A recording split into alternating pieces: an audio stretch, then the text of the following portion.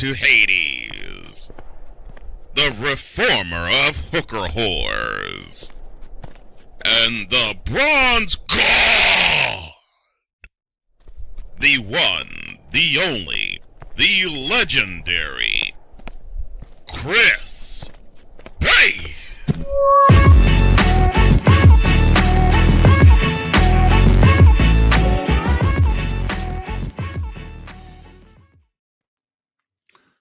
Good afternoon to the good people. Good afternoon to the bad people, friends and enemies. Good afternoon, boom, shakalaka to you all. I am Chris Base. This is BaseLine, where we congregate every Friday. That's 5 p.m. Eastern, 4 p.m. Central, and 2 p.m. Pacific Standard Time. Always wanting you to be well where you are. And that's always a good thing. Let's see here. Let me get this like that. And again, to be reconnected with you here on BaseLine always feels great.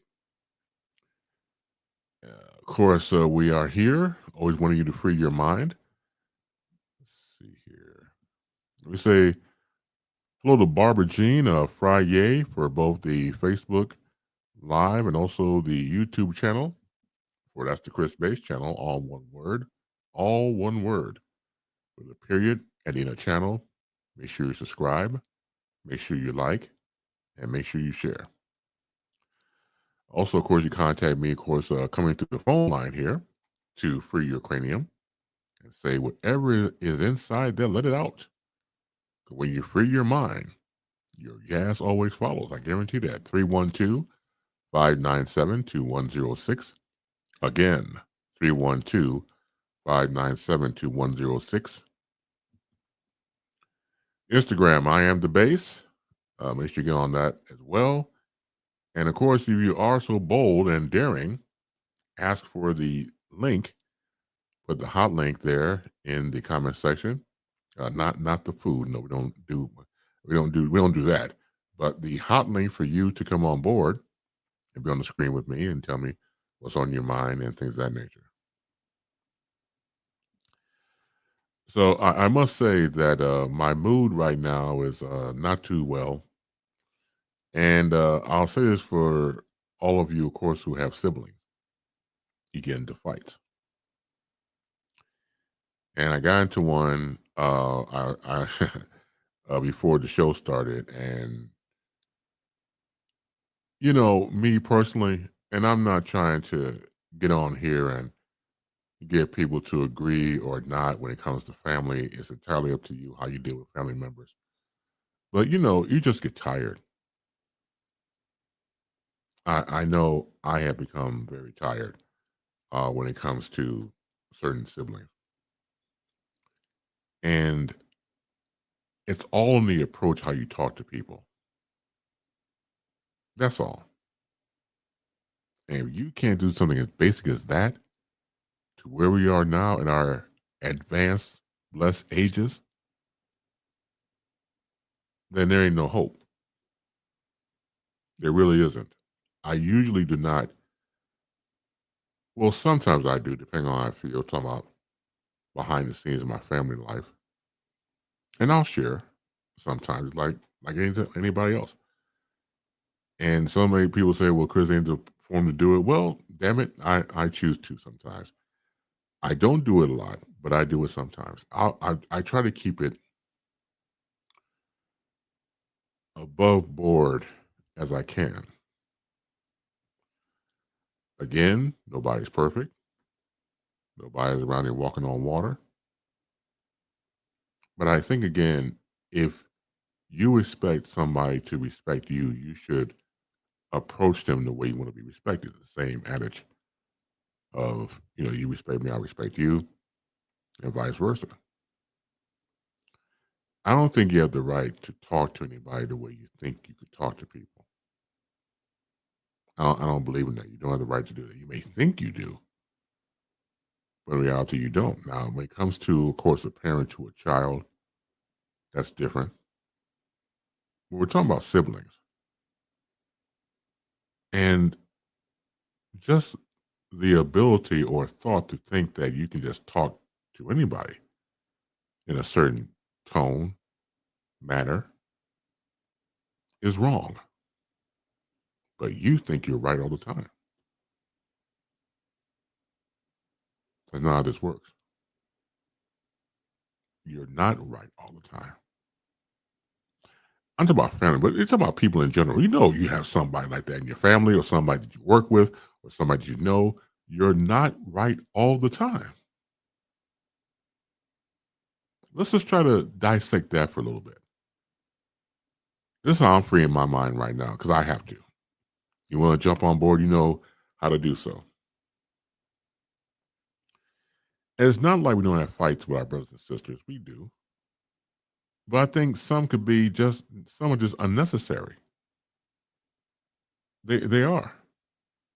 And to just step to somebody and just say they want to say with no remorse, no nothing. And for me, I know I've been tired. I've been tired of that. I think it should be civil. Again, nobody's walking on water here. But there's a certain way to do things. There's a certain way to approach and talk to people. There is a way. But you choose to do the other one. You want to yell and scream and all that type of stuff. No, no.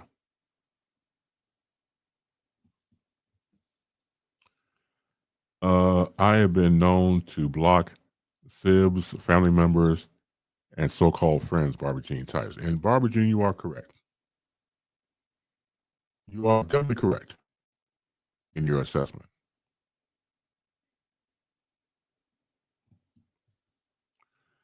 What's up, Omar? Says hello, Chris. Happy Friday to you, and hello, Barbara Jean. And Chris, you like the thing I sent you on Facebook Messenger. You know what? I have to go back and check what you sent, Omar, because I've been busy doing prepping the show and stuff like that, so I have to go back and check it. Say good morning, good afternoon, good evening, and good night to one sick Dickie who's sick. You've been MIA for a little bit. You all right? Thank you for being here.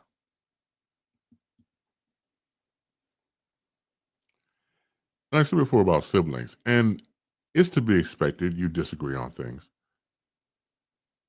but it's a matter of, again, basic respect. I go along with Barbara Jean about blocking sibs and other people as your so-called friends and liking your comment. But unfortunately, we live in the same roof, so it's kind of hard for me to to block that. I can keep my distance. I can stay away for a little bit, but I shouldn't have to really. And again, it's, I guess, depending on what kind of sibling you have. I guess sometimes just to be expected. It's just not going to change. Not going to go anywhere. I'm with you, Barbara Jean. If I can do the highest trophy stiff arm, oh yes, because I like peace. No, I don't like peace. I love peace. Me personally, I do. But when that area is being harmed or feel like it's about to be some eruption because somebody has a problem or wants to yell and scream and everything else, I ain't got time for bullies. I hate bullies. You know how I feel about bullies. They're not gonna come to my face and start arguing and screaming and yelling and stuff like that. Because again, if you reverse it and do it to them, they can't take it. So why do it in the first place? Why? Because they feel like they can.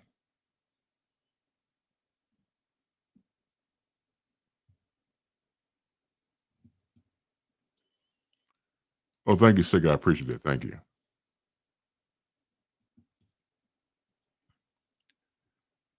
Peace of mind specifically, Sig types. Absolutely. And people who know me, I'm not the argumentative person, but I can be. I can do the Jekyll Hyde thing in a couple of seconds. But it's a side of me that I don't want to show, but sometimes you have to. Because sometimes people think because you're kind and you don't fuss and get loud that you're weak. No, far from it. It's just your personality. Now you come out the bag and then show a side of yourself that people don't want to see, then they'll be the first one, hey, saying, wait, what are you doing that for? No, because you thought I was a punk, but now I got to show you a side of me. Well, as we say, I got to show you my ass, and I got your attention. It should not have to be that way, but unfortunately, you have to go there with people sometimes. And it's just not right. I don't have time for bullies. Family, friends, foes, no, I don't have time. That's the one thing they don't want to step to me is the yelling and shit. Don't do that to me. And the hypocritical side again, because I fight fire with fire. I just been like that since I can remember. But then when you give them the same energy they give you, they're in shock. They're like, how dare you yell back? You're not God Almighty. You're not Christ on the cross. You're a human being like anybody else. It's stupid to think that you can step to another adult and start screaming at them with no repercussions whatsoever. If you think you can do that to another human being, then you lost what's left of your goddamn mind. I'm sorry. Because it doesn't make any sense to behave this way. And you're beyond grown. Why? Because you choose to be that way.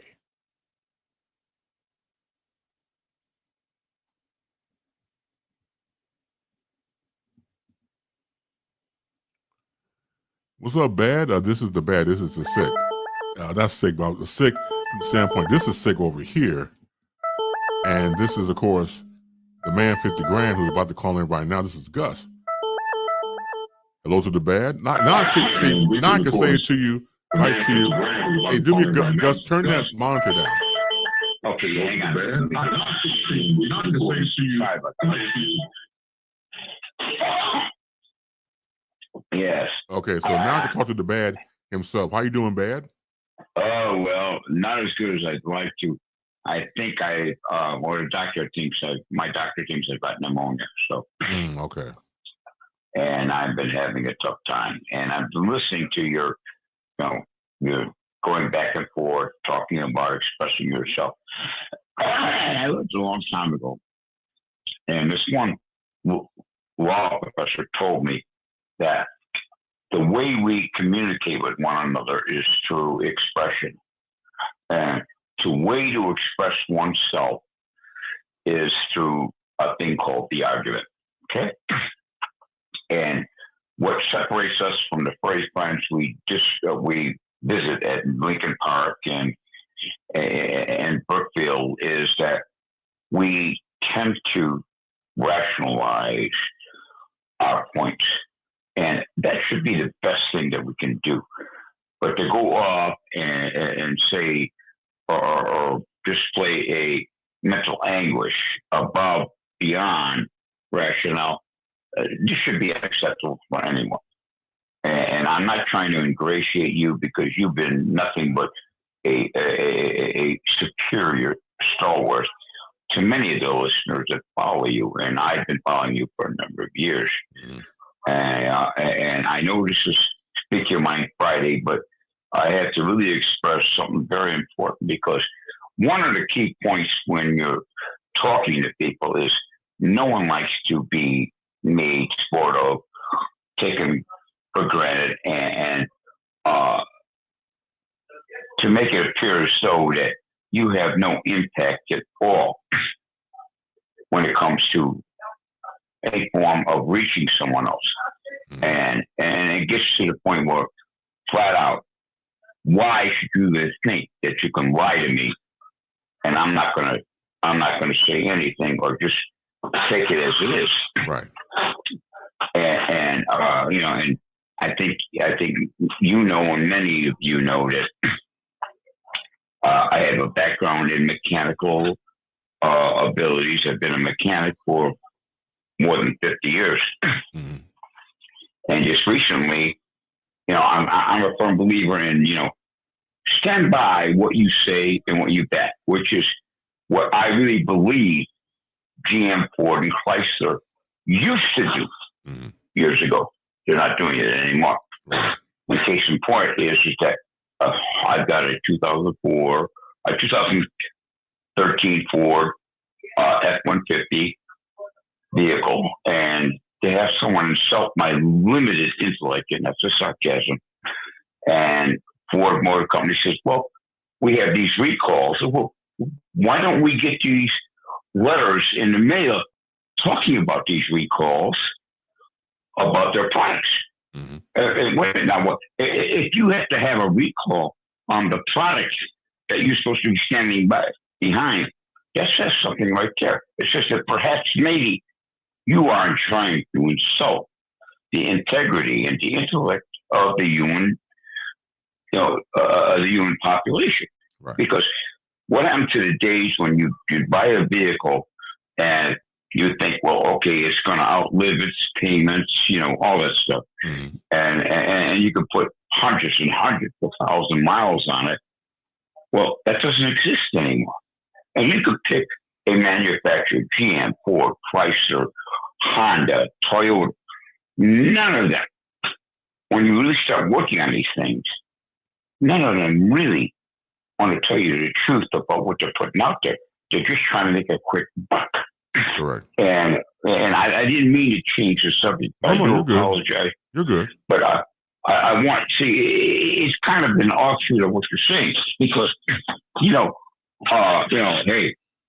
every person that I speak to is my friend. I've never met a stranger.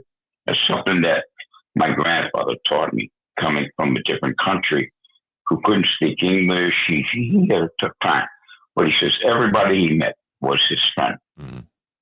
So, and this gets into civil rivalry, all the stuff that you're addressing now. Right. Treat people, it's the old cliche, whatever they call it, the golden rule, treat others as you would have them treat you. If we can get back to that, I think that would be a step in the right direction. Unfortunately, we're seeing it done in all facets of life. Why can't someone tell me, speak your mind, but do it with civility? Tell me what you feel. I may not agree with you, I might disagree, but at least we can reach each other on a civil platform. And I think that's what you're hinting at. And I really enjoy the things that you have done in the past. And I know, well, there's no guarantee of the future, but you know what? I look forward to you. And now, because I'm not feeling well, now I'm dealing with this thing with pneumonia and all this other stuff. And I'm 75 years old, and I don't know how much longer I'm going to be around, but I do want to say this much to everyone. If we make the effort to meet each other halfway, treat each other like, hey, the person in the mirror is not the most important thing in life. There's other people. As John Milton, one of our stalwarts in the past, a literary giant, once said in his work, Paradise Lost, no man is an island unto himself. Right. We need each other to nurture, feed each other, and live off of each other. Unless you can think you can live by yourself, thanks. Do what you want. But you can't live alone. So you got to learn to live with one another. And with that, I apologize for my verboseness, but No, I just had to address what you were saying, because I know how you feel. And, you've been reaching out and you're touching people, and it speaks for yourself. It speaks for what you do. And continue to do what you do. And just remember this. Even though I'm not feeling well, it's me and your land. I want you to remember that. Me and your land. I ain't forgot you guys. Well, me and the lamp have not forgotten about you too. As soon as you get well, and once again, I'm sorry going through all this pneumonia. Once you get better and well, I'll arrange the fight, and we'll have it broadcast here, obviously, and we'll get some sponsorships, and then we'll take it from there. It's not going 15. I'm telling you that right now. No, it's not going 15. No, my lamp is like Mike Tyson. We'll get you out in the first round. Yeah, that's what I'm afraid of. Right. All right, bro. I'll hang up and I'll listen to you. Bye-bye. All right. Take care, Gus. Thanks. Bye-bye. I needed that laugh. Thank you, Gus. And get better. Absolutely. It's never easy when you're going through all those types of ailments. And Barbara Jean had some hugs there for Gus. Absolutely. And stick it tight, but get well soon, Gus. Yeah. So we love you, Gus. You know, you're gonna be around for a little bit. So thank you so much. Going back to the comments here in the conversation I was making earlier. Let's see. I talked about and got your responses from. I was about to say that Chris, nice shirt. Thank you. Thank you, Omar, as always. Appreciate that. Thank you so much. Barbara Jean, some individuals are permanently blocked. That includes some family members and so-called friends. Barbara Jean types. I agree. Barbara Jean, I value my peace of mind. Yes. Remember the old MasterCard commercial? Priceless. Having peace of mind is priceless. At least I think so. Let's see. Gus types, I hope Gus feels better. Absolutely. Yeah, he will. Positive thoughts. Positive thoughts. Well, the Barbara Jean, my money's on the lamp. LOL. I keep telling them, look, I got a Mike Tyson lamp. He'll get him out between the first 3 rounds, I'm telling you. How you doing, Diane? Same here, Barbara Jean. About the lamp? Yeah, the lamp would, I'm telling you. I'm like Don King with no hair, so yeah, that would be the fight of the century. Gus versus the lamp. Yeah, once Gus feels better, we're gonna make that happen. Hey, Diane Hawkins, how you doing? Thank you for being here as well. Let's see. Hey, Jed, thanks to Gus. Hold on to that kind of people in your life. I have ringside tickets for that lamp is done. Yeah, I'll tell you. Yeah, it's going to be one between Gus versus the lamp. Peace of mind, Diane Hawkins types. Yes, peace of mind is definitely valuable. And like I said, in my situation with the fight I had with the sibling, or whoever you have a fight with verbally, sometimes these things just do not have to be at all. At all. And no matter how many times I talk about I like peace, sometimes peace don't come to me. I don't understand how something as simple as that can get so convoluted with other people. Let's see. Back to the peanut gallery here. So as promoter at base, will you be sporting a tuxedo like Butch Lewis or a wig like Don King? I would probably go with the tux. I don't want to put the wig on and start scratching and stuff like that. That's the last thing I need. I don't want I don't want that to happen. Hold on, somebody having a bit of light here. Hold on a second. Light just went out. Hold on, let's see. What happened here? Okay, there you go. Let there be light, and we're back with that. Okay, cool. Yeah. Sig, I will go with the tux before anything else.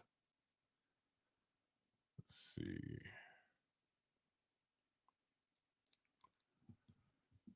Chris always say friendship doesn't have no price to it, and friendship is for free of charge. Yeah, I'm all for that, Omar. I'm just saying that from the standpoint of when it comes down to, again, fighting with your siblings, and again, the fight did not have to be in the first place. Now, maybe to the sibling, they think that they have a right again to step to you and yell at you and things like that, which is not the case at all. And like I said before, the hypocrisy is that if you do that to the sibling, they're up in arms. How dare you yell at me? What's wrong with you? Call the law, call the police. All of a sudden, this is big uproar, but yet they think they can just yell at you, which is not cool. It isn't. Going back to what Gus said about being 75 years old and saying not much time. That's for all of us. I know what he's saying because of him being 75, but that's for all of us. We don't know the time or the hour or the day. We don't know. And again, for me personally, I'm not trying to go out here yelling at people, starting to fights with people. That's not my agenda. I have no agenda to have.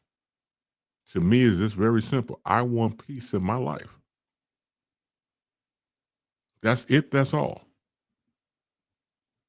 But for some reason, other people do not want peace. They want to, excuse my language, they want to fuck with you. And that part I'm tired of. Leave me the fuck alone. That's why I put the word fuck into it, because I don't want that.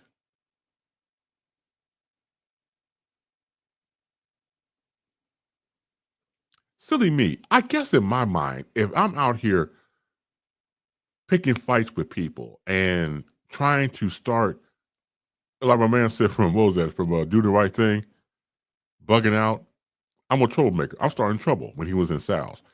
If I was that guy, I get it completely. But I'm not. And I got to get it from a family member. And yes, we'll apologize. And yes, we'll say we're sorry. But on the other person's end of saying sorry, they really don't mean it, because down the road they do the same shit they did today. So your apology was not really sincere. You don't want to change. All you want to do is be the same yelling person that does it every damn day of the week. You don't want to change. You want to be the same person. Because if you wanted to change, you would have done some things to do that by now. But you refuse to. They're just words that don't mean a goddamn thing. It's the action of the person that goes a long way. Anybody could talk shit. Any person can make their mouth say anything. But if you really want to change, you would have done so by now. Or at least try to attempt. But you refuse to. Why? Because you're an asshole. Of the highest order. It doesn't make any sense to be that way. It doesn't. And then you get mad when somebody gives the same damn energy back towards you, and you had to know to get pissed off?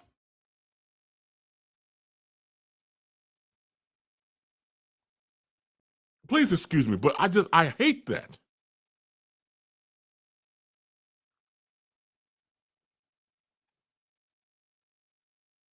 I'm with Barbara Jean. Cut them low. Pfft, get out of here. Because if you refuse to change, I got to get myself out of the situation. So tell you what, I'm out. And for that reason, I'm Shark Tank. Yeah, for that reason, I'm out. Now, it goes kind of different when we live in the same house.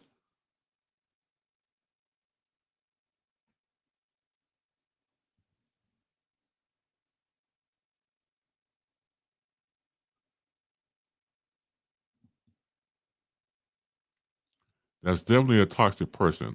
No, sick. I wouldn't put it like that. I would say more toxic tendencies. Got a loving heart, shirt off your back, help you out. But that toxic tendencies part, that's the part I hate. Me personally. I know people who are toxic. You can't be in the same room with them. But again, and I said before in various situations, whether personal or professional, when a person is like that and they're just, I don't know how to describe them,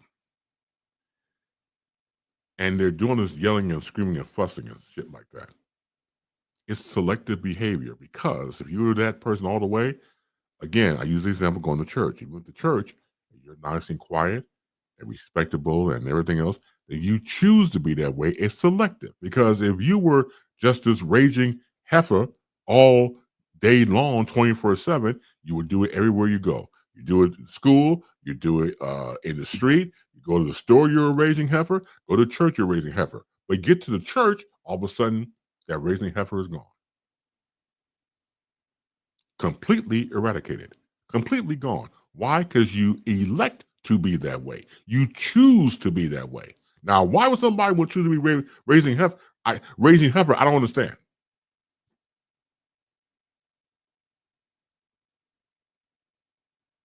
Because in their mind, they're not a raging heifer. But in reality, that's what it is. It's like the emperor with no clothes. This invisible silk going to weave up for you and put it on you and go out there in the parade. And you're out here butt ass naked. But in your mind, this nice robe and everything else made by these shysters who are going to give you this invisible silk, and no one else can have. You out here just out here doing the most. So I started to say that again before I got on the show, and then having that, it just didn't make any sense. And since we're freeing our minds, yeah, well, I'm doing this right now. I thank you for the responses in kind. It just again, it's just tiring. And certain things you just have to say, you know what, I don't want to be a part of that. When it comes to, like I said, for my sibling, I don't want to be a part of that. Call me silly. I like peace. I've embraced peace over the years, and I've had a lot of hardships like anybody else. I'm no different. But when you have that peace of mind, or dare I say peace of mindset, it is liberating. It is nirvana. It is fresh. It feels good. Like a warm blanket, or some of your old shoes you haven't worn in a long time, you put them back on. Some of your favorite clothes, or whatever brings you calmness. I don't see anything wrong with that at all. What's wrong with just being calm? Good afternoon to Biz Nation. How you doing, Lisa London? Thank you for being here. In fact, Lisa has a new show. And at least I know you don't promote your show, but I would love for you to do that. She has a new show. I want you to check it out. Please type in your information about it. It's a hip hop show, and Lisa and I talked over the years. It's something she always wanted to do, and now she's doing it. And I think again, when you're able to make your dreams fulfillment to reality, make your dreams come true, ain't nothing like it. Ain't nothing like it at all. So if you're there, Lisa, please type in the name of your show where people can find it at. Because Lisa don't like to do something like that, but it'll be cool if she did. Let's see. I am calm before the storm, and I feel calm, a little cold. What do you say? A little cold, relaxed. Omar types. I was just talking to a good friend of mine, Lydia, and I was saying that sometimes I feel like the Incredible Hulk. Remember the TV show that came on back in the day on CBS with Bill Bixby as Dr. Banner and Lou Ferrigno as the Hulk? And I love the opening when he says to the reporter, Mr. McGee, "Don't make me angry. You wouldn't like me when I'm angry." I think that was really well edited and put in there. Another footnote that was interesting, the narrator of that opening for the Incredible Hulk was Ted Cassidy. Ted Cassidy played Lurch on The Addams Family. He was the narrator. He narrated that. To control the beast that dwells within him. Yeah, that was him. But I like that line. It fits.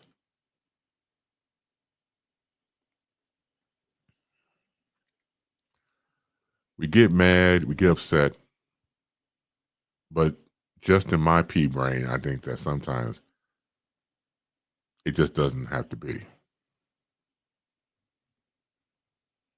Uh-oh, she done did it. My brand new show, Mic Check 1 2, happening on Wednesdays and Fridays from 12 to 2 p.m. and 7 to 9 p.m. That's Fridays at once again 12 p.m. to 2 p.m. and then on Saturdays from 7 to 9. Is that I thought you had the AM, so that's PM? Okay, PM on Saturdays, and then from 9 to 11 a.m. on DJ pfunk.com. Okay, so you got another one in there. Okay, cool. Again, Lisa London's brand new show, Mic Check 1 2, happening on Wednesdays and Fridays from 12 to 2 p.m. and 7 to 9 p.m. And then Saturdays from 9 to 11 a.m.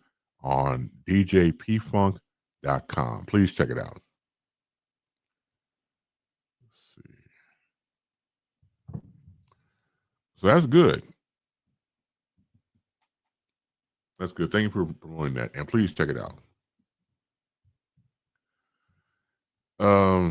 So yeah, thank you for letting me vent that because it's just again a big pisser. Ooh wee. Let's free our minds as we continue on. An emergency court hearing over Donald Trump's attempt to fire Federal Reserve Governor Lisa Cook ended with no immediate ruling from the judge overseeing the high-stakes legal battle. U.S. District Judge Gia Cobb spent more than 2 hours this morning hearing arguments over Cook's request to keep her job on the prominent board while her legal challenge plays out. Trump on Monday said he fired Cook, the first Fed governor ever to be fired by the president, citing allegations of mortgage fraud. The unprecedented move to fire Cook was a signification of escalation of the president's battle against the Fed, which has typically been shielded from political influence throughout its history. Trump has blamed the Fed for taking too long to lower interest rates. Cobb has asked for more written arguments to be submitted to her by next Tuesday. It's possible she rules after then or takes additional time to sift out through how to best proceed with the case. Her options include setting it on an expedited track for a prompt resolution of Cook's underlying claims. Though Cobb, an appointee of former President Joe Biden, held off for now on making an initial ruling in the case. She also made clear that she wasn't prepared to fully buy into arguments pushed by either Cook or Trump. The judge pushed back on a suggestion by Justice Department Attorney Yakov Roth that federal courts have no authority to second-guess a decision by a president to fire a member of the Federal Reserve for cause, and for cause in quotation marks. But even with that judicial power, Cobb said, there still may be some legal of deference by a court to the president's decision making. Oh, okay. Yeah. So again, we're looking at Trump doing the most and continuing these crusades, quote unquote, especially against people of color in higher positions of authority. And again, this is unprecedented for this to happen. But again, it's a hit list. I hate to use that terminology, but it's something that's different here. When you look at the people that Trump is going after, it's all personal. It's all personal. And I don't want to hear not a damn thing about people saying that, well, it's just business. No, it's not business. Far from it. He has a list of people that he's been going after, continues to go after, because he hates them or they were able to side differently from him. And then he uses political pulpit to go after these people. And then again, just want to make this list. They are targeted.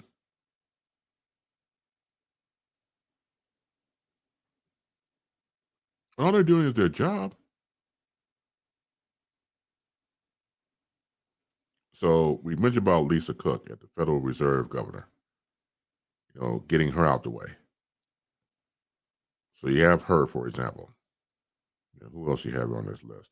Chris Christie, former New Jersey governor. Christie, an ABC News contributor, was an early Trump supporter in 2016 presidential campaign and served as the head of the transitional team, though he has since become one of Trump's fiercest critics. Trump said this week he threatened to investigate Christie over an old political scandal related to the closure of a lane on the George Washington Bridge in order to retaliate against a political opponent. Okay. Trump, who called for the probe on this social media platform, told reporters in the Oval Office Monday that Christie is guilty, but deferred to Attorney General Pam Bondi. John Bolton. Bolton was a long target of Trump's ire since leaving his first administration and publishing a tell-all book. Federal agents on Friday searched Bolton's Maryland residence and Washington, D.C. office. Sources familiar with the matter told ABC News that the search was related to allegations that Bolton is in possession of classified records. Most recently, Trump has taken aim at Bolton's criticism of Trump's engagements with Russian President Vladimir Putin. Trump told reporters last Friday morning that he didn't know about the FBI search of Bolton's house. Come on, man. Doesn't know anything. It's the first president I said every time you talk to him. I don't know. I don't know anything about that. Ask so-and-so. I don't know. What do you do know? Which is probably not much, obviously, but you don't know shit. Anytime they ask you a question, I don't know. I don't know. I don't know anything about that. Letitia James, New York Attorney General. James brought a $454 million civil fraud case against Trump and a corruption case against the National Rifle Association, which issues subpoenaing inquiry about those cases by federal prosecutors in Albany. Ed Martin, the head of the Department of Justice Weaponizing Working Group, is also investigating James for alleged mortgage fraud. In August, Martin sent James a letter calling for her resignation, leapfrogging multiple steps federal prosecutors ordinarily undertake to determine whether the subject of an investigation engaged in criminal activity. On August 15th, 3 days after he sent the letter, Martin showed up wearing a trench coat outside of James's Brooklyn home and posed for a New York Post photographer who was there waiting in apparent violation of DOJ policies.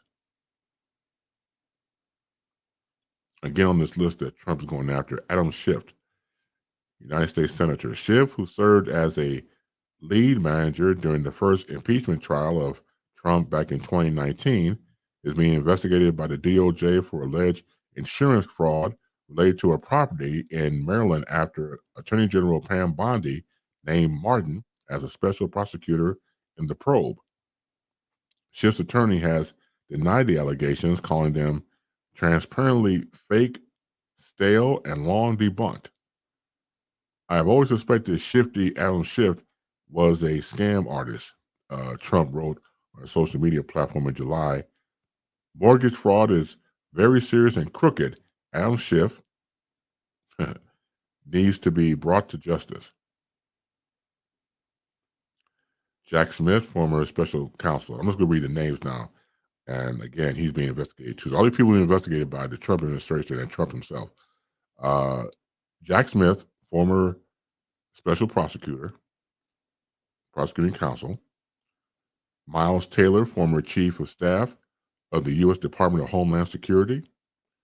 Christopher Krebs, former director of Cybersecurity and Infrastructure Security Agency. And the following are accused of crimes: former President Joe Biden, former President Barack Obama, I'll just say real quick about them. So going back to, let's say, Joe Biden, during a speech March 14th at the Department of Justice, Trump said that Biden was essentially found guilty of retaining classified documents in 2024 after a special counsel declined to charge him. Yeah, but didn't Trump had specified documents at his home? Okay, hypocrisy. Former President Barack Obama, Trump said in July, accused Obama of treason by alleging without evidence that he led an effort to undermine Trump's 2016 presidential campaign.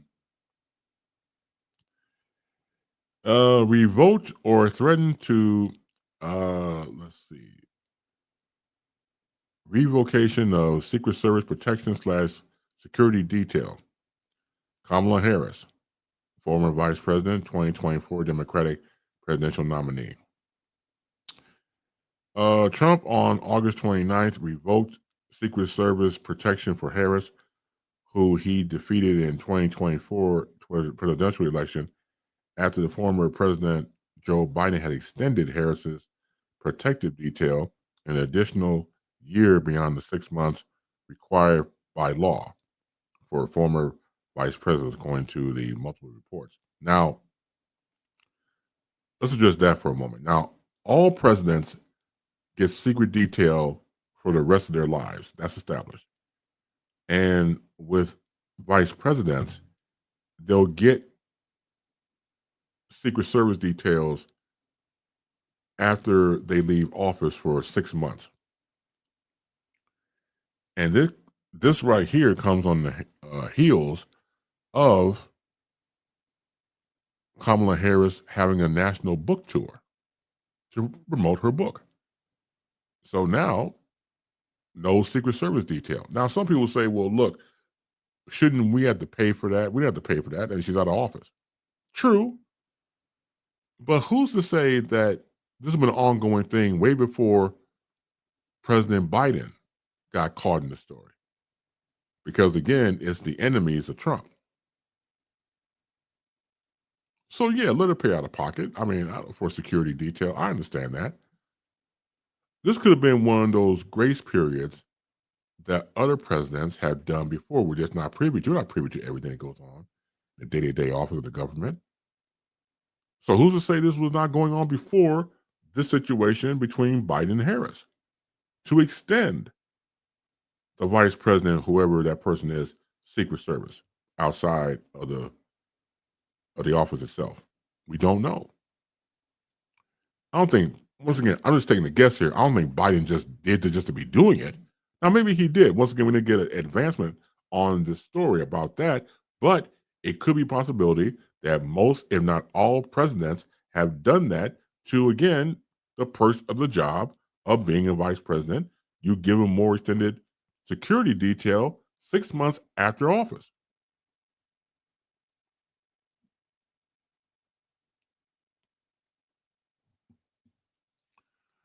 Wait, aren't the taxpayers on the look are on the hook for all that golfing? Well, see, Barbara Jean, good question, good point.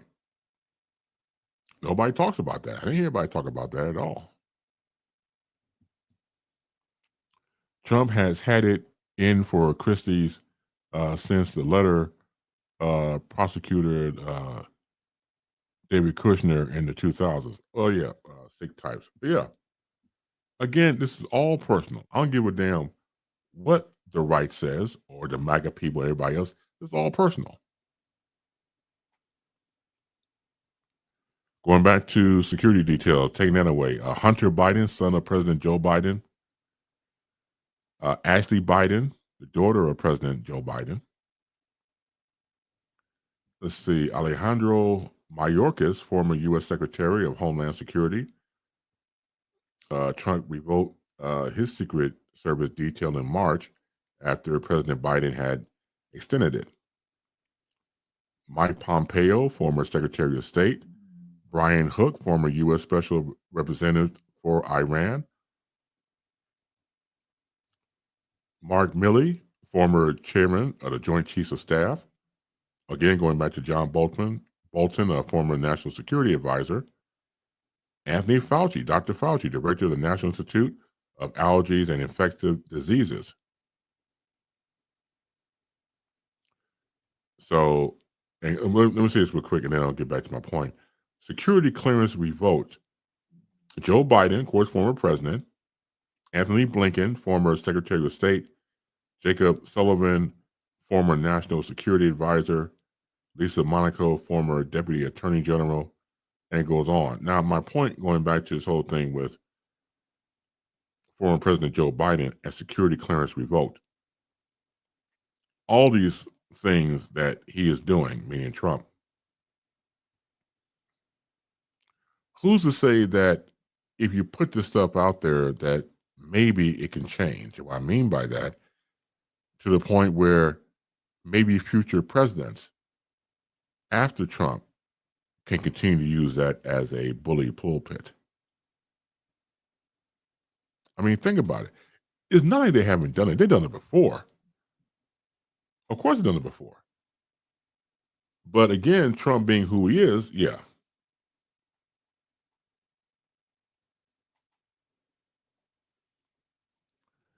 Absolutely amazing. This is where we are. 312-597-2106. Again, this is Free Your Mind. 312-597-2106. I am the base on the gram. Of course, the YouTube channel, the Chris Base channel, all one word with a period at the end of channel. Make sure you subscribe, like, and share for that. Also, be so bold, you can ask for the link. I'll put the link in the comment section and go from there, or you can continue to comment in the peanut gallery there as well.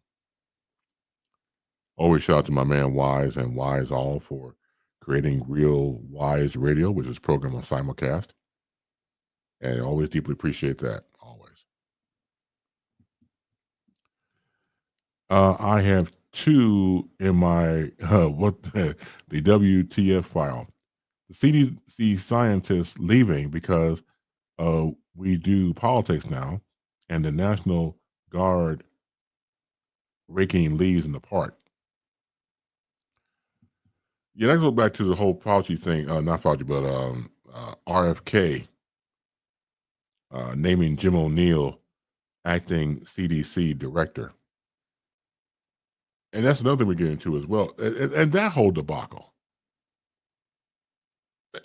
And you have people leaving in rapid form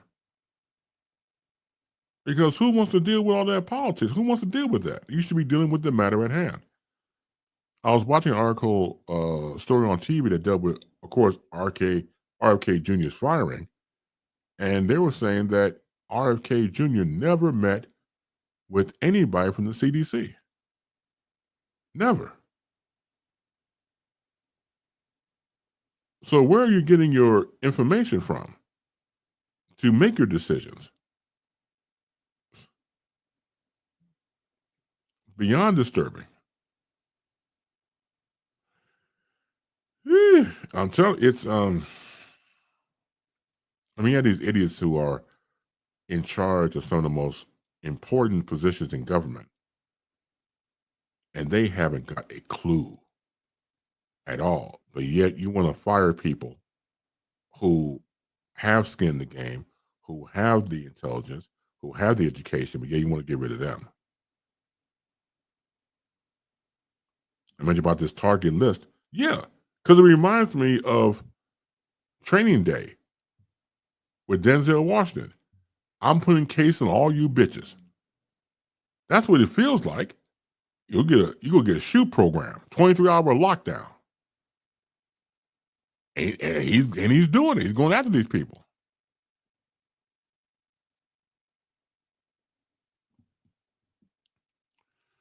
Says, hello, Mr. Bass. Recap the first hour, please. This is Walter Cannon.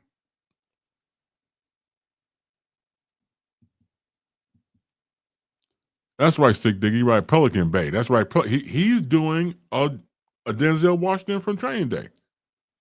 Putting case on all you bitches. That's what he's doing.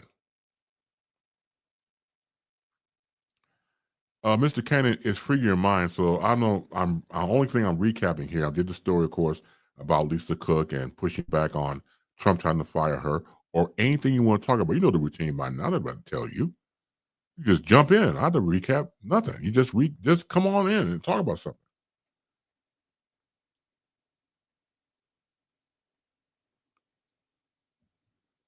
Let's see.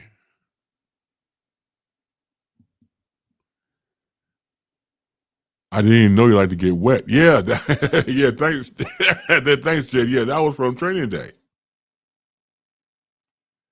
Good lines in that movie too. Really good lines. I don't know if they'll do it. I read not a scene. I read a story that Hollywood was thinking about doing a Training Day, like a prequel. So the Alonzo character that Denzel Washington played, was him when he was younger, getting out of the police academy and getting into becoming a police officer, and then why he changed and became that person. The person that was going to play the young Alonzo was supposed to be Michael B. Jordan. I hope they greenlight that movie. I swear to God, I hope they do.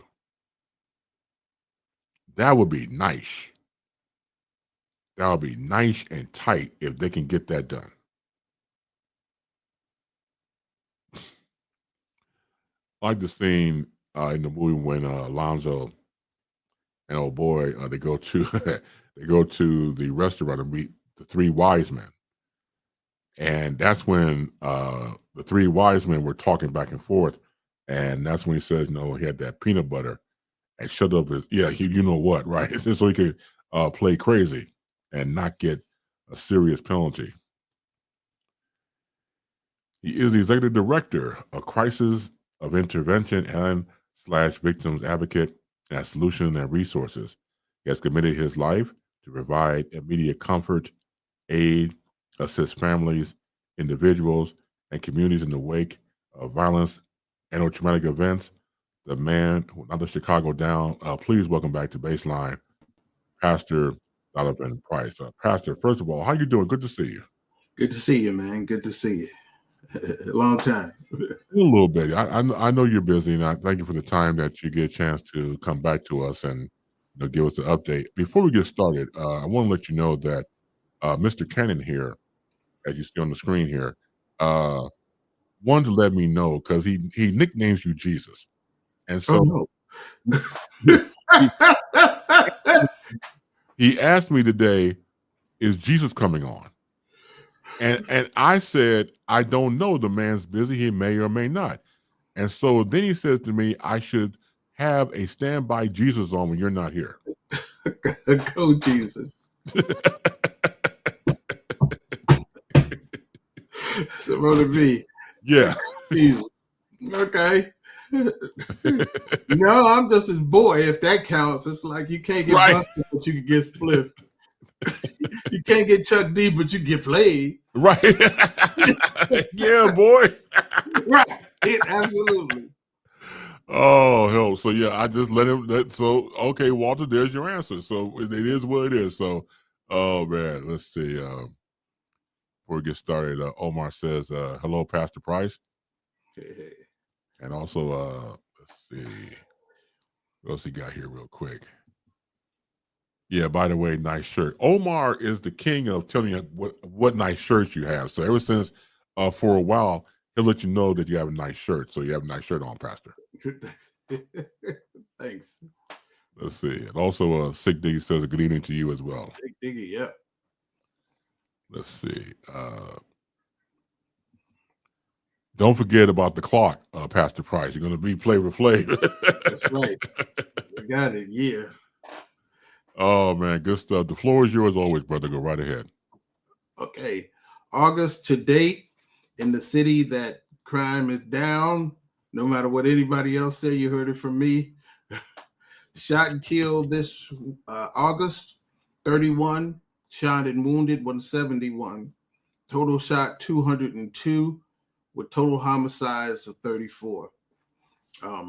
The week in progress, however, is shot and killed 7. Shot and wounded 19, total shot 26, total homicides 8. The year to date, shot and killed 236, shot and wounded 1071, for a total shot of 1,307 with 283 homicides so far this year. And crime is down. We had to think that crime had gone up, around COVID and around that time and such. But now crime is down. So down and up is a thing to be messed around with. But I hear folks saying crime ain't down. They're changing the numbers. They might be changing the numbers, but it's still down.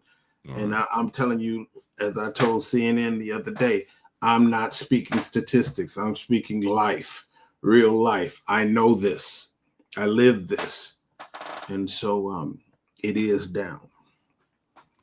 Why do you think the president and others who believe him will go along the fact that saying, for example, Chicago is crime-ridden and you and others are saying it's down? Why even start the narrative?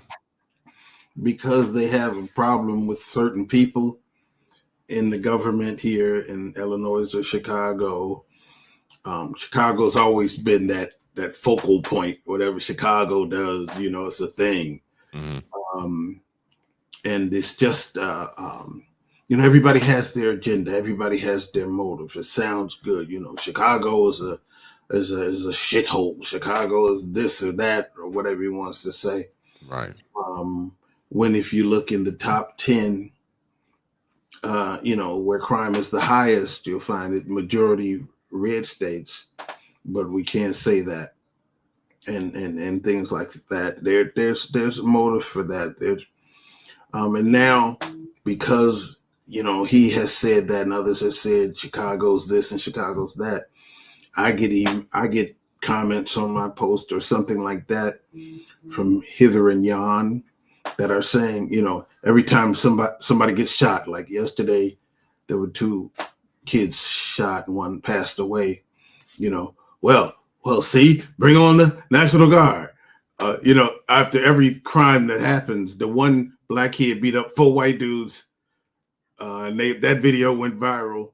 It should have went viral UFC or something, but that goes viral. Everybody, oh, see, look at that. That's just terrible. That's terrible. Bring on the National Guard. First of all, what is the National Guard's crime fighting experience? I haven't seen their crime fighting resume.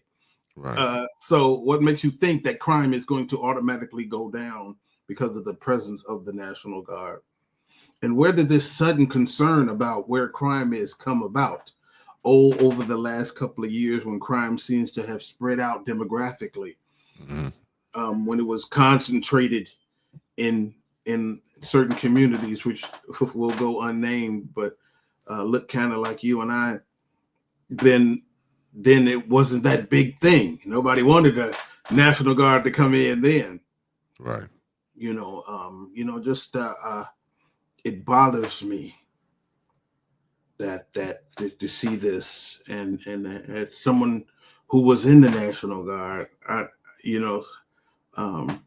I would definitely not see the point. Also, the National Guard is segmented into where you come from. So you miss, where you take where you have your drill at, et cetera, et cetera. So imagine having to go and you're activated on 79th Street somewhere, and you live on 79th Street somewhere. You got to come back there in 2 days. What's that do to the National Guardsmen? That type of thing. So you bring in the National Guard. This 5-year-old, this 10-year-old is traumatized by seeing the police with guns. What's going to happen now when they come out of their front door and there's somebody standing there with a bunch of folks standing there with a gun? If you don't think the National Guard being in Chicago would, if they're posted in the neighborhoods, would traumatize people, It traumatizes those who are at war. It traumatizes people who the Army and the National Guard are supposed to be, working with, whether reservists or National Guard or active duty. That doesn't make a difference, because when you look at a soldier in his BDUs, and you see him with his gun, then you don't know whether he's reservist or what he is. That doesn't matter. It's just the Army outside your door. And when you go to the grocery store, wherever you're at in Chicago, you don't see the kind of atmosphere that needs the Army to come in. Correct. And what you gonna do when the Army leaves? Ain't a criminal gonna wait? If they're that's what they do. And right. If by chance the Army was even standing in their way, which I don't even think they would, because them got better guns than the Army, you might cause something that you don't want. And what's gonna happen when one of those National Guardsmen put a hand on a 13-year-old in a teen tournament? You think George Floyd was bad? Or, for God forbid, one of them get shot. Right. Then what do you got? Was that crime fighting? And if it costs $100 million to send them to DC, DC has 10.5% of the population of Chicago, and it costs $100 million. It's nonsense. You mentioned about DC. I mean, DC, their crime rate and some of the intel went down 26%. Absolutely. For example, this is what gets me. These sexual crimes in DC went down 50. That's half. Absolutely. And then now it's turned into we need it for the refugees. I mean, not the refugees. We need it for the illegal aliens. So we're going to bring the National Guard because, to help with the illegal aliens thing. Come on. You changed it now. I thought you took care of that with the ICE agents. Yeah. So you're saying the ICE agents. So are you going to take over ICE with the National Guards? Because that's where the failure must be, because you started with the ICE agents that is not working. So it's a hot mess, but it's insulting, and it's something that legally it's something that's not going to happen in any case, but it's just insulting to think that, to insinuate that that's what's necessary, and it's insulting. You're not going to just talk about my hometown like that. Right. You know what I'm saying? It's not thing. You want to clean up. It's some stuff you can clean up. Right. On the backside of them Epstein files, written in paper, on the wall in Epstein's ex-mansion. Yeah. Let's try that. But no, all these throwing these deflective properties. This whole thing with DC and now Chicago. We're talking about in LA and everything else. So all these deflective, the files are still there. They ain't going anywhere. Let's address that. He don't know the difference between what the troops are for, because he don't know the difference between our troops and a parade float, obviously. Correct. But that's neither here nor there. I didn't come on here to do that. It's just that I feel home. I had to be, on CNN. I had to be a little politically correct, and Associated Press and all those big things I've done over the past week. I had to be a little politically correct. And tell everybody, because you sent me the link. Pastor Donovan Price, you made an appearance on CNN International. How'd that come about? Email. They call me. They email me out the clear blue sky. Right. I wasn't very familiar with CNN International. Everybody knows CNN, but I didn't know about CNN International. My buddy said, I'm super familiar with it. He told me, he said, I'm not even going to tell you, just Google it. And when I Googled it and found out that CNN has a viewership of 80 million people. Mm. CNN International has a viewership of 317 million. Ooh. Because CNN is only North America, where Right. CNN International is made to be, international with several bureaus in other countries Mm-hmm. and such. And so I did it, and it was a blessing, and I think what I say came out well, according to people. It's always a little challenging doing CNN interviews. I've been on there before, and because you can't see the person talking to you, Right. they tell you just look at your camera and such. But that was a blessing. Yeah, I'm sorry. I'm glad you was on there because, again, like you said, for just the scope and the magnitude, just having more of an audience reaching, and again, being on there and letting people know about that. I mean, that goes definitely a long way because you're, like you say, in some perspective, you never know who's watching. Absolutely, that's that. It's amazing. It's an honor to do it. When I looked at the clip the next day when they gave it to me, I didn't know that the person asking me the questions was that fine. I'm kind of glad they didn't have me looking at her because I might would have been thrown off. She had the little accent too, boy, like a female Idris Elba. Wait, what do you call a female Idris Elba?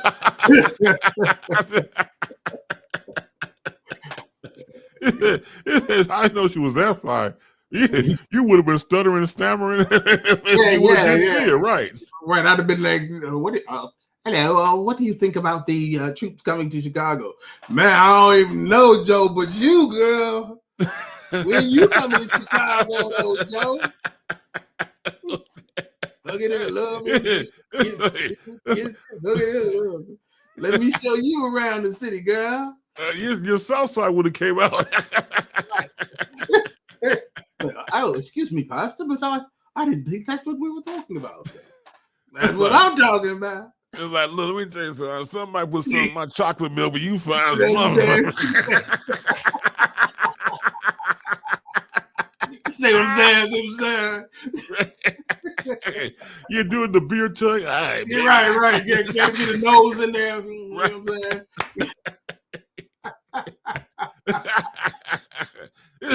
It's just called me Pastor D, baby. I ain't sitting here in front. Hey, you been back, guy? Come on, this guy, girl. I got you. You ever had Harold's chicken? Right. I know phone them personally. I can ask them what they think of the national game. Oh man, I know. Of course, you're dignified. Of course, you got to represent everything. But man, if that would have been left, I would have hollered, man. If I had something, I would have spit a spit take on that one. Guys, it was like when he tapped into us in the South. Like, hey, baby, you flying the month. That word, boy, talking about viral. Right. It was like Pastor starts slobber knocking doing an interview. Right. I'd been on Jimmy Kimmel. I've been on Good Morning. Yeah, you would have been. Yeah, they would have got more emails, Doc. Yeah, actually. Yeah, definitely. That's funny, man. Oh man. Sometimes you gotta laugh to keep from crying, man. Man, I'll just get ready to say you got that right. Exactly. Laugh to keep from crying, man. Good stuff, man. Look, like I said before, people have asked about you, and I said, look, man, when he gets on, he gets on. Just that simple. I know what you're doing out there, man. And sometimes you gotta do your thing, what you do, and come home and decompress and things like that. Look, man, I'm just happy that you make time. Had a car Say that again? Yeah, I had a car accident as well. No, I didn't know that. When was that? It was on July 2nd, actually. Okay. The same day as the mass shooting on Chicago Avenue, the big one. I was coming from a meeting and get on the highway, and as soon as I got in the lane and the traffic slowed down and stopped, the car came from behind it, and I guess he was going highway speed because he hit me solidly. Then I got the MRI a few weeks later. Okay. And I had 3 bulging discs in my neck and 4 in my back. as a Right. result of that. And so now I'm waiting to talk to the neurosurgeon. I have pain constantly, and take a little pain medicines, but you don't want to go crazy with the pain medicine. That's true. You gotta be careful of Yeah, that. I ain't got time for all that. So Right. I'm a tough guy. So just doing my thing, but it's unfortunate. But I was able to call the Black folks 911. 222-2222. The lawyers for you. Right. But no, yeah, it's been rough now. It's been rough in the streets. So we've had some Right. tragic incidences. Sunday was a very tragic day.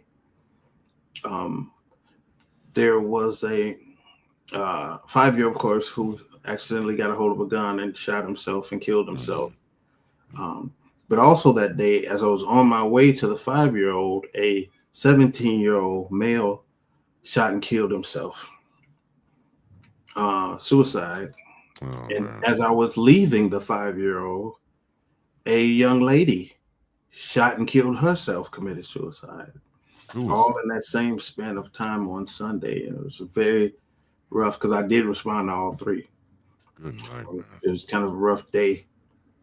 Yesterday we had two kids shot, and one passed away, 15 and a 13-year-old, and 15-year-old passed away. I didn't respond to that because I had other stuff going on, but it's been rough out here. But it's still God's got it. God's still on the throne, and I'm still out here, broken down, one piece at a time. Yeah. And my birthday next week, man, too. Yeah. So our birthday, right? That's right. Our the same birthday. Yep. Absolutely. Next Thursday. Absolutely. Next Thursday, we'll both be 21. I'm old. You can have 21. Right. Well, yeah. In this world, I'm glad to be closer to the end than the beginning in this world. Hey, look, man, you literally preach to the choir. I feel you on that. Right. Real quick, go back on the comment section. Jed, love the street pastor. Let's see, you do need a halo. On my face. The AI? Yeah, I got an AI on there. Oh, help. Let's see. Barbara Jean, with you on that. Yeah. Towards the end, yeah. Actually, I don't wish because this world is a little much right now. I'd hate to be 21 and think that this is the way the world's supposed to be. Right.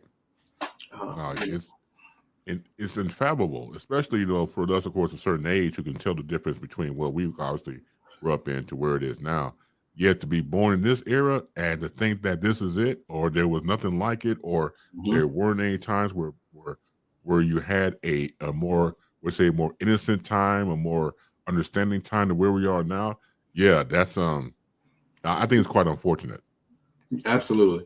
I look at some of the kids, some of the young kids, and I almost feel sorry for them. Yeah. And then and it's the world. Chicago's got its thing, but so does this city over there and that city over there. They got their thing too. And then the kids in mass yesterday. Oh, Minneapolis. Oh my God, I covered that Wednesday. Yeah. Yeah, that's just that's a terrible thing, but that's a sign of the times. It really is. People think this is a time when ignorance feels okay. All right, come on out now. I ain't got a mask. Come on now. Hate. I ain't even got to mask it now. I say what I want to say and do what I want to do. Right. It's crazy evil. That's it. Crazy evil. Come on out now. Come on out, Hank. Hank. Hank, Willie, Donald. Yep. Go on now. Yeah, Hank, no mask. Hank, Willie, Donald. Yeah, well, it goes back to Malcolm X. I always said this on the program that he said years ago they traded in the sheets for nightsticks. They traded in the sheets for badges. So yeah, I mean, why wear the mask when you go shoot Negroes for free? Right. Right. The ones who are crooked, the ones who have other agendas going on, those racist cops that get in for their own greed or their quote unquote brotherhood when they get involved and are able to kill people of color with no type of remorse whatsoever. And that's perfect for a racist if you're able to manifest it. And of course, you can't go out and come out and say, I'm a racist. Anybody going to come to you like that? You have to disguise it and things like that, or infiltrate would be a better word for it, and then go from there. The cops who are like that, not all cops, let me get it up front. Yeah. The ones who are just not of the people, but of a whole different evil mindset. Right. And then, well, that just means, and it's sad to see it not happening, but it just means that the people who are for good, the people who are of God, for Right. God, that means they need to jump on out there. But instead, they're backing down. They're scared to do anything. I was worried, all what they say now and all transparency, I was worried about being too open in what I said about the troops coming and the whole situation in its entirety, because you could get really bad backlash from that. That's true. It's I got backlash just from as conversational and people driven as my response was. I still got people, with straight, and they're mad when they respond. They're mad. Oh yes. It's like okay, well, I wasn't mad on my side. I'm just not that into it, as the movie said. That's right. But yeah, it's I'm glad. No, I ain't trying to be 21. I ain't trying to be 21. I'm trying to get in a old folks home. I'm trying to be at Happy Acres as soon as possible. Happy Acres. Happy Acres. That's right. On Monday, I'm gonna play bingo. On Tuesday, shuffleboard. Wednesday, I'm gonna be at the Red Cross presentation where you get free lunch. Yeah, I'm ready. They gonna be like, man, Pastor Price be downstairs for everything. He happy to be. He went downstairs Wednesday for the red Jello pudding. When I saw the red Jello, right? Right, absolutely. I'm gonna be there. I'll be there. Yeah. Oh man. Back to the conversation real quick. How you doing, N? Says good evening to Chris Base Nation, and Pastor Price. Good evening to you.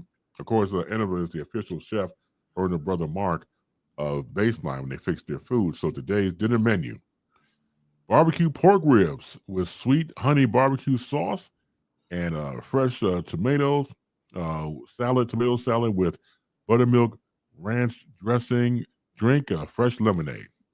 All right. You can hold a salad. Give me the tip. Give me the pork. Give me the pork. I was like, I'll have pork on my fork. Right.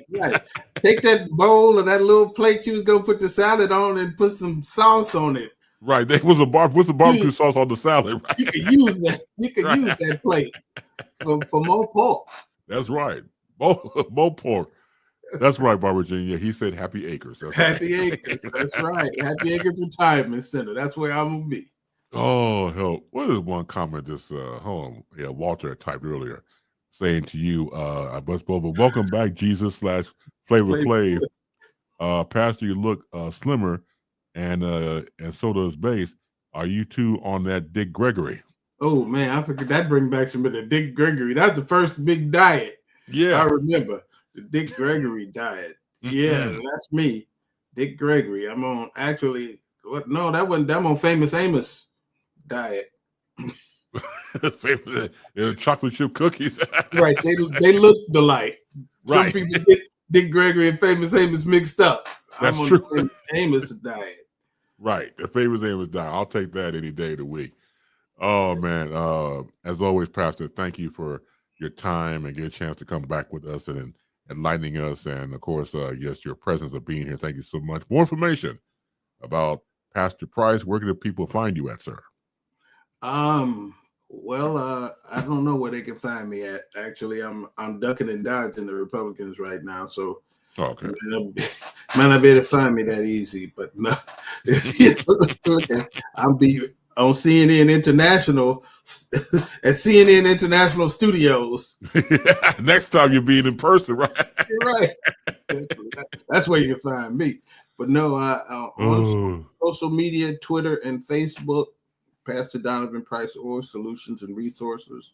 And of course, www.solutionsandresources.org, which we are actually updating now that I'm in a little cohort, a little class to learn how to make it more appealing to donors and foundations and that type of thing. So it's a blessing learning. But as a matter of fact, Jed had typed this idea about the CNN clip for us in the Peter Gallery. Could you check on the on CNN? So he's asking about the clip. Can you put it in the clip, or could you recommend him trying to find it? It's very difficult to find because CNN International is kind of an offshoot. Right. But what you call it? Chris got it. Hit him up. He'll send it to you. He'll throw it back to me. Yeah, he got it. You can see it and send it. I ask that he send it to somebody on their phone if that's what they want. But okay. Not on the. Don't put it on. Not publicly. Yeah. Okay. See, there you go. So we can't do that. But yeah, no. Again, when I watched it, it was a very, very, very straightforward clip, and again, the magnitude of the audience share that they have for CNN International is, like I said, over 300 million. So that alone shows you what a message can do, whether it's positive or negative. People respond anyway. I don't like what you said, and it denounces God, all type of crap and everything else. The other people, of course, will embrace it. So just the fact that you got that response, it's like from the movie Private Parts about Howard Stern. Mm-hmm. So Pig Vomit, the program director, is in the PR, he's in the research department of WNBC, and he's talking about Stern. So it's like, okay, so what are the numbers you got on Stern research? Okay, the average Stern listener listens about 45 minutes a day. The common response, I want to hear what he has to say next.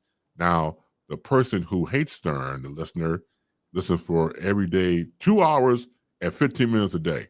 But if they hate him, why are they listening? Common response, I want to hear what he has to say next. So at least people respond on both sides of the aisle when that happens. Right, definitely. And I think now it's just that time. It's just the time everybody's got an agenda. They got a soapbox. Folks that didn't pay attention to nothing that was going on around them beforehand and aren't doing anything to actually affect anything, have an opinion, have so. You can't, someone told me a long time ago, you can't be in the position I'm in at the level I'm in and not expect the things that come along with it. Everybody ain't going to like you, blah, blah, blah. That's true. Got that right. And you know that going into it, you know what fight you're up against. Pastor Donovan Price, once again, thank you for everything you do. We love you more. Continue what you do. And look, man, like I said before, come on when you can. Absolutely, as much as I can. You know, if I'm gonna be here, if I can be here, just like Yamo be there. Michael McDonald and James Ingram. Yeah, absolutely. Y'all won't be there, right? Yep. That was a good song, though. Funny, real quick. What was on the radio back in the day? I thought it was one person. I didn't know it was a duo because they sound similar in the cadence.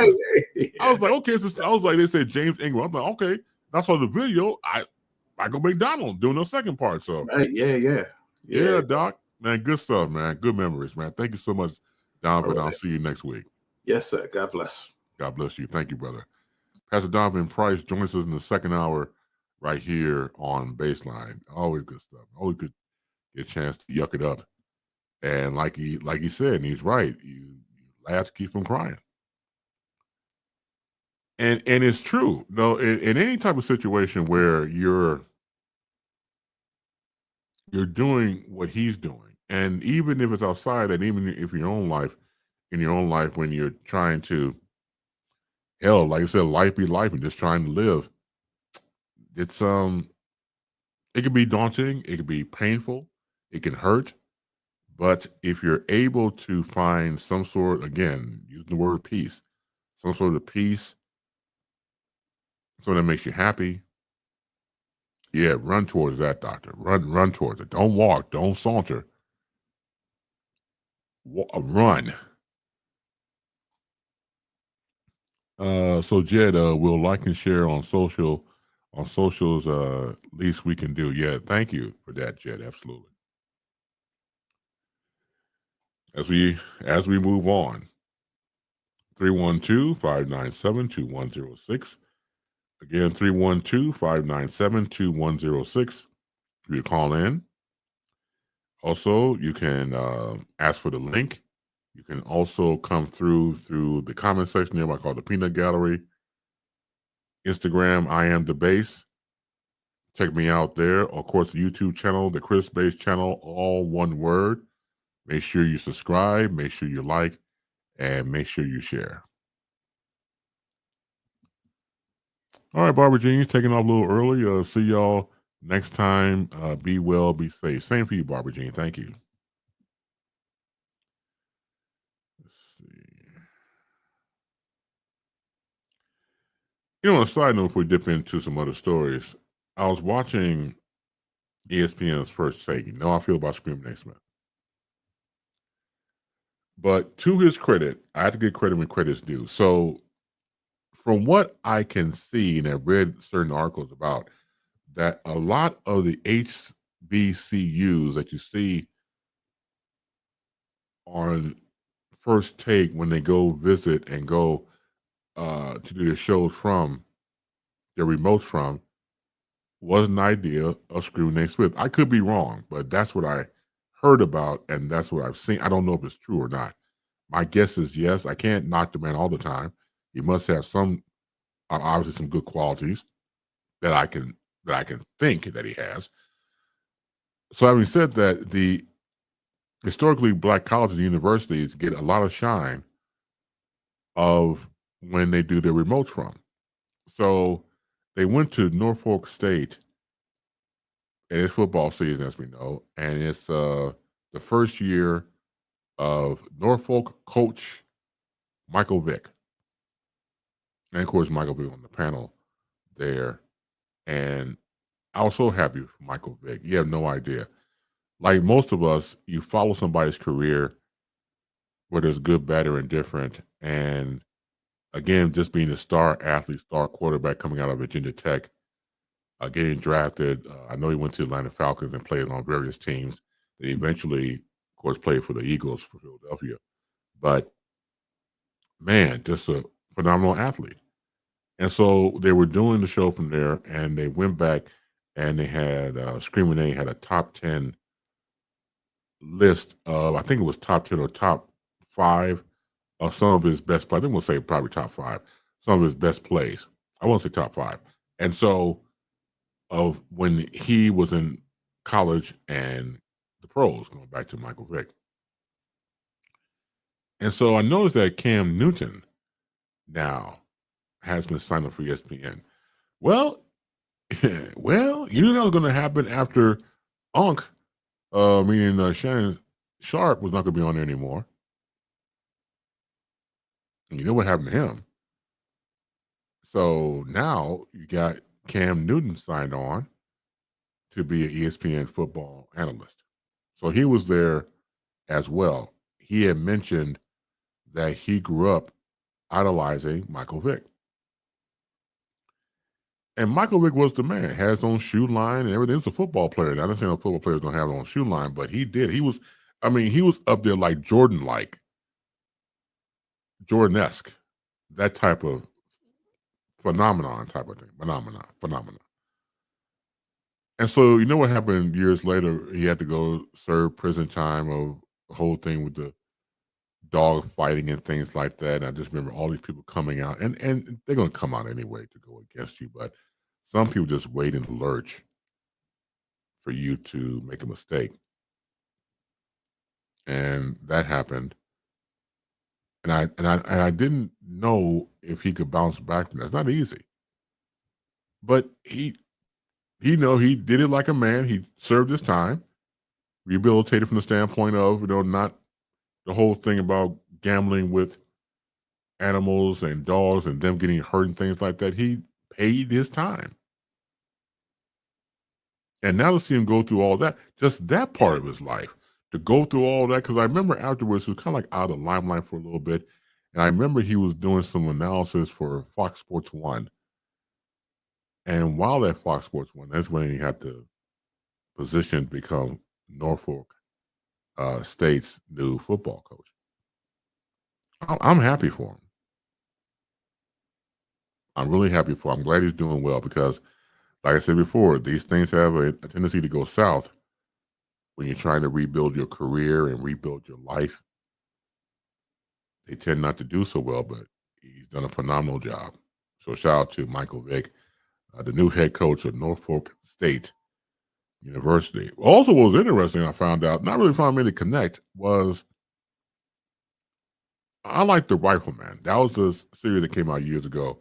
It's in reruns. If you got MeTV in your area, for example, or other outlets to watch reruns of old TV shows, the reruns of The Rifleman is one of my favorites, and starring Chuck Connors in the title role. Lucas McCain as the Rifleman, so being the Rifleman. So yeah, there you go. Chuck Connors is the Rifleman. So yeah, so come to find out in the connect that I had in my mind that the town that the McCains, him and his son, Mark they lived in a ranch outside the town. The town was Norfolk. There you go. Now, once again, I made the connect. I was like, damn, I ain't like all that time they really make the connection, but there you go. From fiction to fact. Oh, man. So, yep. I don't know, man. As I told you before, in the first hour, I got into a conversation with my sibling, and I won't say conversation, it was an argument. I can say it funny. You know what I said. It was a fucking argument. And of course, you wind down and you once again, I said before in the first hour, you're going to apologize and things like that. But yeah, it's just heavy on my heart because I just get tired of that. I'm tired. Like some things you just wish you could retire from. I want to retire from that. Of arguing. But I guess some people don't. That's all they want to do is argue. Disco icon Gloria Gaynor has been outed as a major MAGA donor following her surprise selection to receive the prestigious Kennedy Center honored by Trump. The revelation comes just 2 weeks after Gaynor, not 30, got me thinking about lower age, 81, who is best known for her 1978 anthem, I Will Survive, was announced as an honoree for the upcoming 2025 Kennedy Center Honors, which will be hosted by Trump himself. Gaynor, alongside Tulsa King star Sylvester Stallone, country singer George Strait, British actor Michael Crawford, and rock band Kiss will be among the first to receive the prestigious award since Trump took over the institution by firing a number of board members and appointing himself as chairman. Following the swift backlash and speculation on whether she would accept, Gaynor has since confirmed that she will indeed attend the event. My hope is that in accepting this honor, I can continue with inspirational phenomenon that began with I Will Survive, she said in a statement released Wednesday, sharing my music and art on a global level to provide entertainment, hope, empowerment, inspiration, understanding, and unity is the core of my purpose. According to FEC records first reported by Midas Touch and reviewed by The Independent, Gaynor, whose legal name is Gloria Fowles, contributed nearly $22,000 to Republican politicians and conservative groups since 2023. In 2016, Gaynor reportedly donated $235 in support of Ben Carson, but according to FEC donation records, didn't donate politically for years Afterwards, until the 2023-2024 political season, that's when it was uncovered that Gaynor had donated multiple times to right-wing candidates and groups reaching more than $20,000. Republicans and groups who have benefited from Gaynor's donations include Mike Johnson, Kevin McCarthy, the National Republican Senatorial Committee, Ted Cruz, Marco Rubio, Elisa Stefanik, Jim Jordan, Nikki Haley, Ben Carson, Steve Garvey, Maya Flores, and others. Okay, so stating the obvious, it's her money. She can do whatever she wants to do with it. Like J.G. Wentworth. It's your money. You use how you want to use it, whatever he says. Call J.G. Wentworth. Okay. So, but will that change your mind when you see Gloria Gaynor or hear her song "I Will Survive" or others, but mostly "I Will Survive" because that's the national anthem, especially for the LGBTQ plus community? Would they feel differently now that it's been out that she supports right-wing conservative candidates and the right-wing conservative cause? I think it can't help but affect it. It has to affect it. Could you separate, I had a conversation before, can you separate the artist from their political leanings?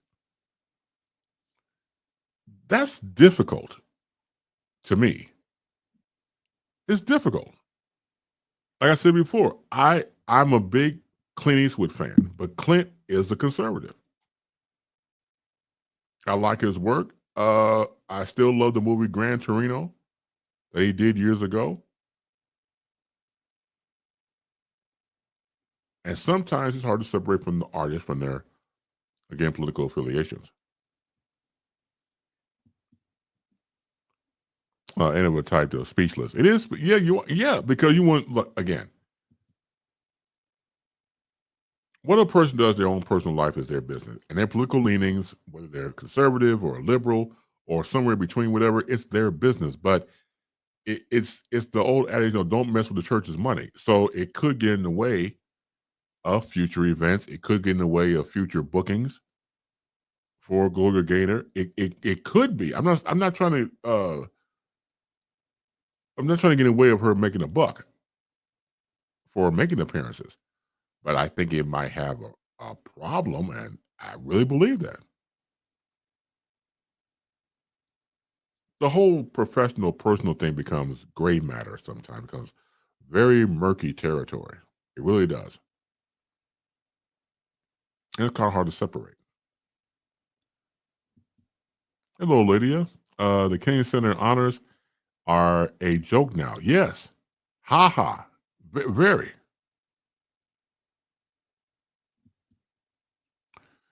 Where is the privacy line? Good question. And I think sometimes it's not there anymore, depending on a case-by-case basis. I don't think it's there. I think the media does a great job of trying to dig, and find information that probably they do not want to be released because it's none of their business, but it's now a public record. This story again about Gloria Gaynor. Me personally, so what? The song is still nice. I still believe it won't be unless the LGBTQ plus community comes out and says that we will not use "I Will Survive" as our anthem. Officially. Now we unofficially don't want it no more. We want to go do something else. If they come out and say something against it, I've not read or heard anything from the LGBTQ plus community, but if they were to come out, see, that's when it gets a little dangerous. And not dangerous, but they just don't want to be associated with it, if that's the case. So what? I mean, she wants to donate to conservative causes. It's her money. See, it's not like the woman stole money and things like that. No, it's her money. She earned every dime, every penny, every dollar, so she can do what the hell she wants to do with it. But because we're living in a high political time in our lives when it comes to who's in office and the right versus the left, more so than ever, I think, in our lifetime, the person who's in office who claims to be the president, the grifter in chief, it takes a whole different perspective. And some people don't want anybody to be associated with someone like Trump or MAGA, as Gloria Gaynor has written out checks and donations for right-wing organizations and right-wing people who are running for respected offices.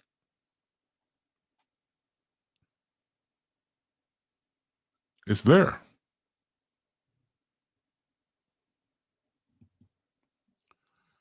Let's see. Gloria Gaynor is someone who no one cares about.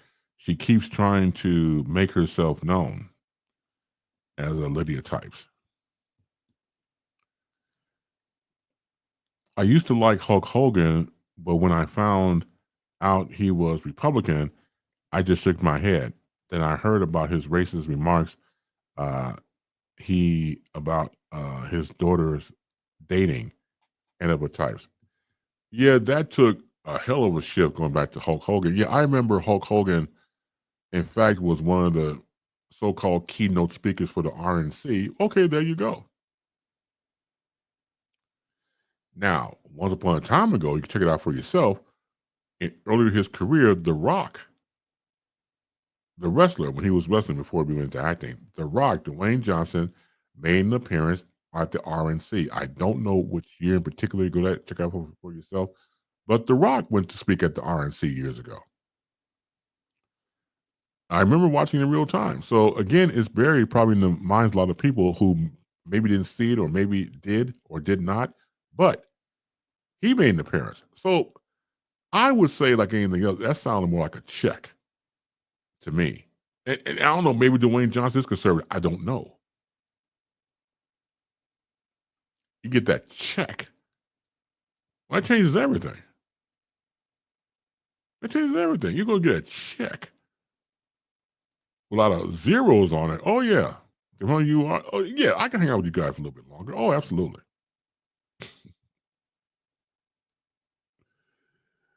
Ooh, wait, absolutely. So that happens. Let's see. I remember that too about The Rock and other types. Yes, yes, absolutely. So you're looking at what happens when, again, can you separate the artist from their political stripes?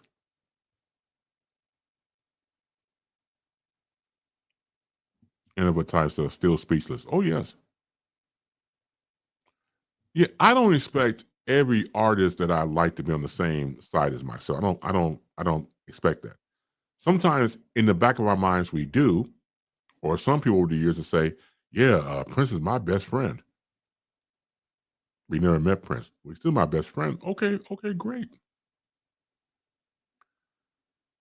And then sometimes you do meet celebrities, you do meet people, and it could be a horrible ass experience. It's like someone took a pin and just deflated your balloon. It shrivels up. I mean, the balloon, that is.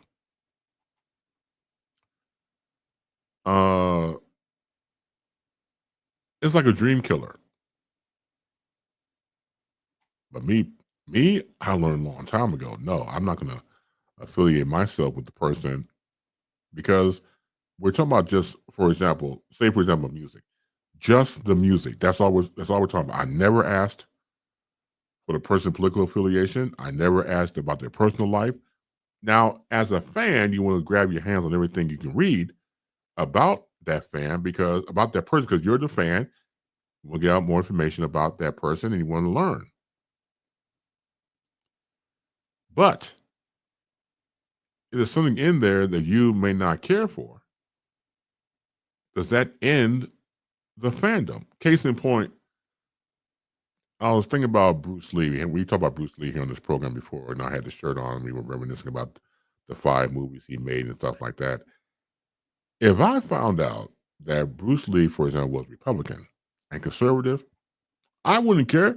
It would shock me a little bit, but I wouldn't really give a shit. He's still Bruce Lee.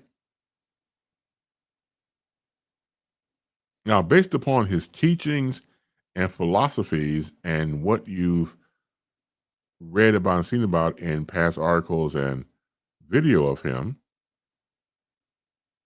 doesn't come off as conservative to me. But if he was, I wouldn't end everything. I wouldn't think about all the wonderful contributions he had done. I would not throw out the baby with the bathwater. No, just different. Let's see. Society many years ago, personal matters were private. Now everything and everyone is an open book. Too much is too much, and it types. Well, again, and in society we're living in now, of course, with social media, you guys throw in some way for people to rubberneck and to look at you and to get all the likes and followers and hearts and stuff like that. That's what you do. That's what people do. Drama. Like I tried these videos with former MMA champion Rampage Jackson. I love his content. He's hilarious. Him and his son. His son is now trying to become a fighter himself. And they have a back and forth. The Rampage Jackson and his son. I like that. It's actually pretty funny. I personally like it. I never saw Rampage Jackson fight in his glory days. I never did, but I know him now based upon the viral videos he does with his son. We rubberneck. We like to see car crashes. You hate to say it like that, but yeah. We want to see what people are doing. It has and can be a form of escapism from our own lives. That somebody else is out there and what they're doing in their life and what makes them so interesting. The most interesting man in the world, or woman, or he, him, or his, or she, her, or them. What makes them so interesting. So yeah, we fall into that trap. Especially in today's climate. Please find some form of escapism because the real world is pretty scary right now. I'm telling you. Let's see. I'm not into Taylor Swift, but I wish her the best. But the media does too much about her. Not that serious as end of a type. Right. It's not that serious to you. But the Swifties, that's what it's for. You're not a Swiftie. And so it's not geared towards you. It's not geared towards anybody who's not a follower of that person. The Swifties love her. And I do mean love her. They do. Hell, look, Taylor Swift has my respect in the political season when she mentioned about trying to not vote for Trump and have her people vote for Biden. This is around the time when Trump was doing the debate with Kamala Harris. They're eating the dogs, eating the cats. She's an animal lover. I think she likes cats. And based upon that funky exchange that Trump had about, eat the dogs, eat the cats, and everything else, foreigners that come from different countries will do that to the animals here. She told her Swiftie and Swift Nation, we will call it, to register to vote. I think she did it prior to, and then vote for Biden. And she does have power because months prior, when she asked the Swifties to register to vote, registration, actually went up like 10 to 15% during that time. So there you go. The power of one. So once again, it's not targeted for you and not targeted for me or anybody else, but the Swifties out there, yeah, that's what we're targeted for. Absolutely. Let them have it. What if we were younger now? Like, for example, when Pastor was talking about being 21 now in this age, and say Prince was alive, we'd be all over the internet like white on rice, like cold on ice, like stink on crap. We'd be all over it. Yeah, absolutely. I don't begrudge them that. I just know that whatever I like and I find articles about it, or a certain person that I like who's an artist, he or she, them, they, I follow their work because I admire their work. Read up about them, get some credible resources, and follow that person. It does make a difference when that happens. Yeah, you know who your audience is.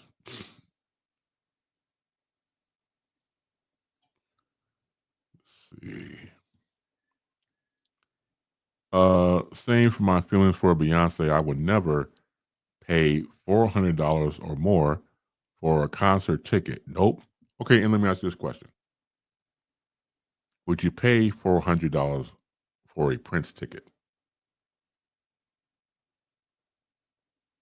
Right. So you don't have those feelings for Beyonce. You said before about Swift. We got that. You would never pay that amount for a concert ticket. But if it was Prince, would you pay $400? Okay, so here we go. Prince was a different kind of man. He gave free concert. He loved music. He loved playing music. Correct. But would you still, and there were no free concerts, would you still pay $400 for a Prince ticket? It doesn't have to be any. I know Enver had addressed this, or anybody out there. For your favorite artist, it could be Michael Jackson. It could be anybody that you really love and everything else. Would you pay $400?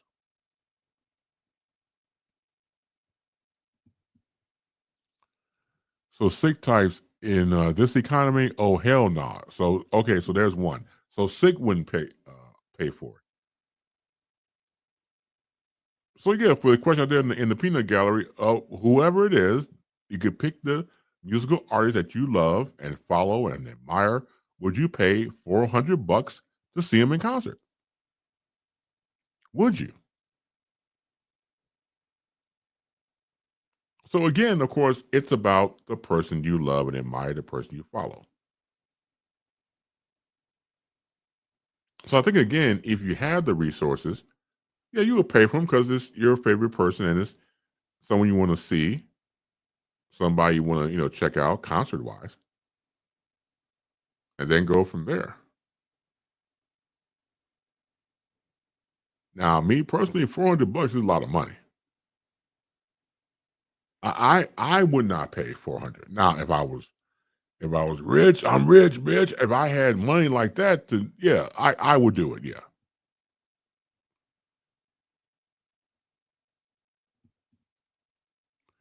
I would love to see him at the Super Bowl. Yes, I would. So Annabelle, right. So Annabelle would pay $400 to see Prince in concert. That's all I'm saying. So there's no right or wrong answer. I guess what I was getting towards is that again, going back to what you said about not being a fan of Taylor Swift or Beyonce, and their people, just stating the obvious, would pay 400 or more. First of all, you got resources like that. Okay, cool. But again, I just think people will go to the ends of the earth to check out somebody they love and admire. I think they would. So as we before we part company, always wanting you to be well. I'm gonna take my own advice and find a way to have some sort of escapism because before I go on here, it didn't look too good at all. But once again, after decompressing, after assessing certain situations, going to take time out to just chillax. on my end. I can't say for the other person's end, but chillaxing is what I do. So we'll do just that. Hope you do the same. I hope you get a chance to, again, have some fun if you can. I know it got some hearts here. Thank you, Ann. And to all of you out there who take time out to be a part of this program, BaseLine congregates every Friday, 5 p.m. East Coast, 4 p.m. Central, right here in the middle, and 2 p.m. West Coast time. So let's see.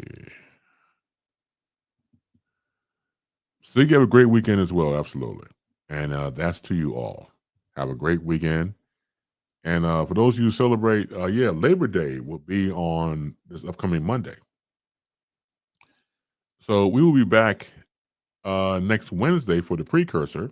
So let me explain the precursor. I told you the precursor is the show that I have when CBI is not on. So it flip-flops like that. So we doing the flip-flopping stuff.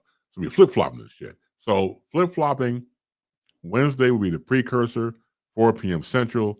And of course, when we have CBI, we'll announce it and go from there. But right now, it's the precursor.